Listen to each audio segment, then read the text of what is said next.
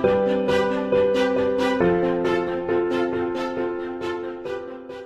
Belmont Rapid Infuser RI-2 is a self-contained fluid management system. Common applications include liver transplantation surgery, vascular surgery, transplant surgery, complicated obstetrical cases, aneurysm repairs, and trauma. In this series of videos, you will learn how to install, operate, and troubleshoot your Belmont Rapid Infuser RI-2. Watch all the videos or navigate to the specific topics you're interested in. You can also find detailed information in your operator's manual as well as quick reference guides. The Belmont Rapid Infuser RI-2 consists of two main components: the control system, which is mounted on an IV pole, and the disposable set. First, install the collar on the IV pole just beneath the system, no higher than 30 inches from the base of the IV pole. Mount the system above the collar by pushing down on the pole release handle. Check that the system is secure before proceeding. To remove the system, lift up on the pole release clamp while holding on to the top handle. This will prevent the system from falling. Install the small reservoir support approximately 9 inches above the top of the system. The single patient use disposable comes pre-assembled in a sterile container and is color-coded for easy installation. Begin by opening the disposable package and tightening the two lure locks. Open the door of the unit. Holding the heat exchanger in your left hand and reservoir chamber in your right, snap the reservoir chamber into the holder. Insert the heat exchanger with the red arrow pointing up. Align the red tubing on top of the red stripe and place the pressure chamber into the pressure channel. Press the infuse line into the secondary air detector to the left of the patient safety valve wand. Note, the infuse line should be at or below flush within the air detector. Place the thinner recirculation line to the right of the air detector and to the right of the valve wand. Next, fit the interlock block on top of the shelf. The blue arrow should be upright, pointing towards the ultrasonic air detector. The interlock block will be flush with the top of the machine. Thread the wider tubing over the center of the roller heads. Make sure that the larger tubing is in the groove of the wider blue line and the smaller tubing is in the groove of the thinner blue line. Avoid stretching, kinking, and cross-threading the tubing. Finally, close and latch the door, making certain the pump tubing is not caught. You are ready to power on the system. Press the power button firmly to the on position, which is located on the back of the device. After a brief self-test, operation instructions will be displayed on the screen. When first switched on, the screen will display instructions for installing the disposable set. Press Next to move to the prime screen. You will now be instructed to connect fluid bags and unclamp lines.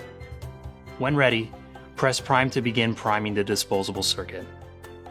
The roller pump will automatically prime the system in about 13 seconds. Fluid will be drawn through the tubing while the air will be directed out through the recirculation and vent line. During prime, the 100 milliliters to go will count down to 0. If the Belmont Rapid Infuser RI-2 does not count down or resets back to 100 mLs, confirm that there is enough fluid in the system and that the tubing is not kinked or stretched too tight. The next screen will prompt you to prime the patient line. Press the patient line prime key once to prime at 50 milliliters per minute, or press and hold the prime key to prime at 200 milliliters per minute. Press stop after you have confirmed all air has been purged from the patient line.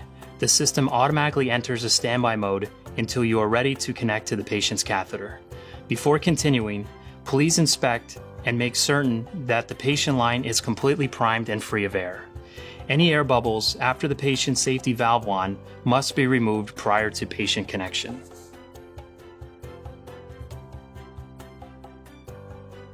Once the system is connected to the patient, press Infuse to begin operation.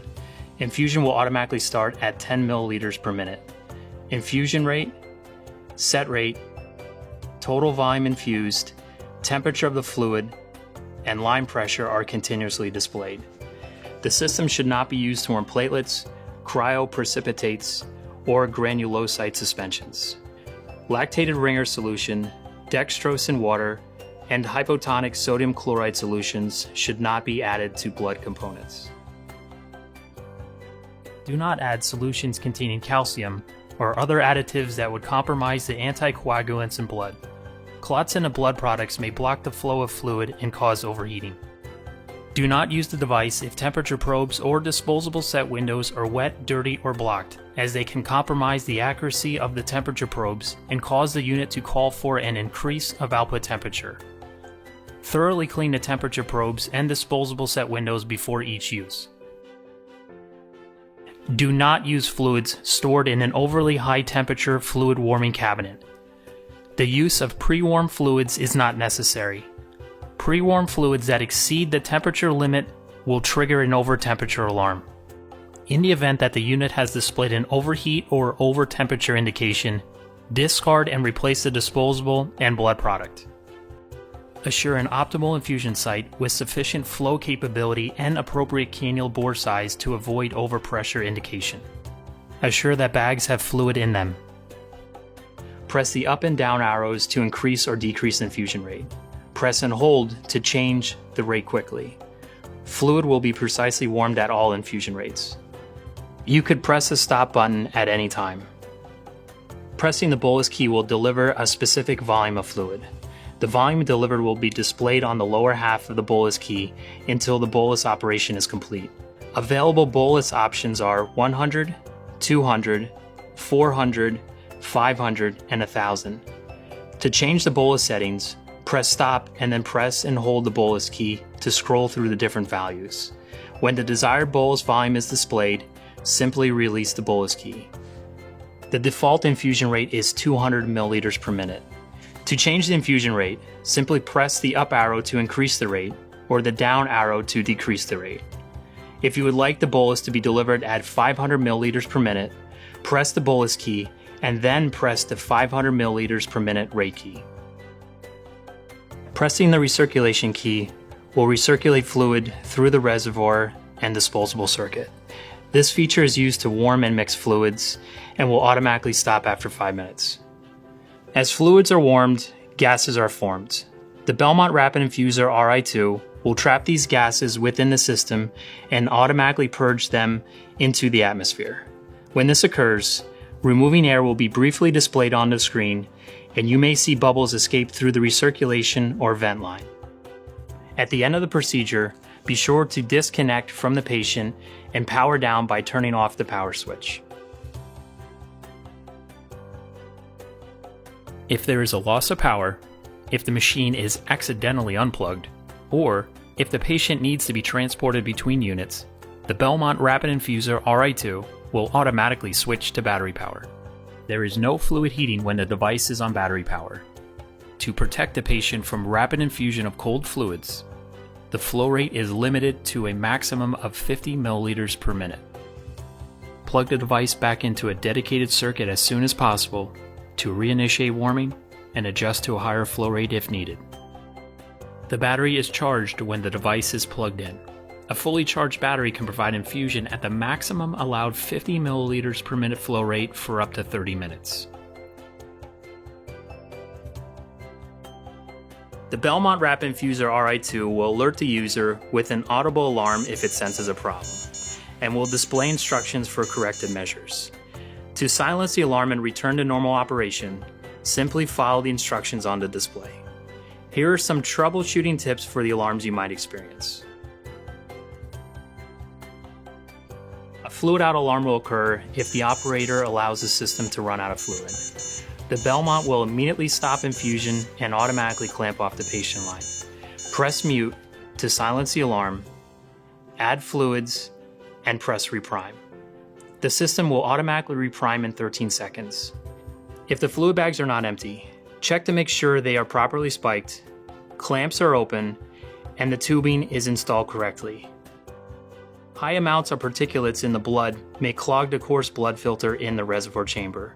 Replace the reservoir chamber or disposable if it becomes clogged. The air detection alarm would be triggered if air is in the line, the secondary air detection sensor is not firmly seated, or if the air detector sensor is dirty. First, open the door to silence the alarm.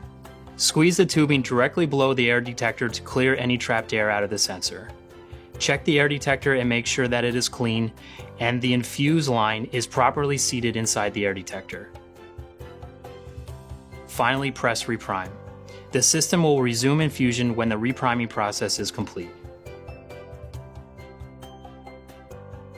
Pressure control will display when the set rate is higher than the maximum allowable infusion rate. Infusion will continue during the pressure control alert, but will be automatically regulated within safe limits. To silence the alarm, press the set rate to match the actual rate. Catheter length, patient placement, and non-high flow valves, caps, or extensions may all reduce the maximum achievable infusion rate. A high pressure alarm will sound if the patient line is occluded, the recirculation line is blocked, or the infusion site is not well placed. In this situation, you should inspect the patient and recirculation lines to make sure that the flow path is not blocked. Check to see that the catheter is not too small or too long, and ensure all tubing between the Belmont RI-2 and the patient's catheter is able to support the selected infusion rate. The heating fault alarm will most often occur if the disposable set windows or infrared temperature probes are wet, dirty, or blocked. After cleaning and drying surfaces, press retry to continue. Hardware alarms include heater power readback fault and air detector fault. In these cases, power down the system and restart. If these hardware alarms persist, your machine will need servicing.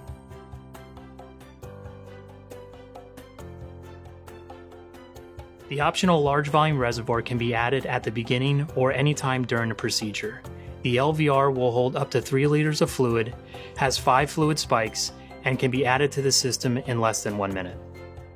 Disconnect the small reservoir by unscrewing the lower fitting on the recirculation line. If the small reservoir contains fluid, close the blue clamp to prevent a spill before disconnecting the fluid line. Disconnect the fluid line by pressing the quick release tab while separating the fluid tubing. To install the large volume reservoir, attach the large reservoir holder, unpack the reservoir, connect the fluid spikes, and place it in the holder. Attach the large volume reservoir by connecting the fluid line to the quick release connector. Connect and tighten the recirculate line with the lower fitting.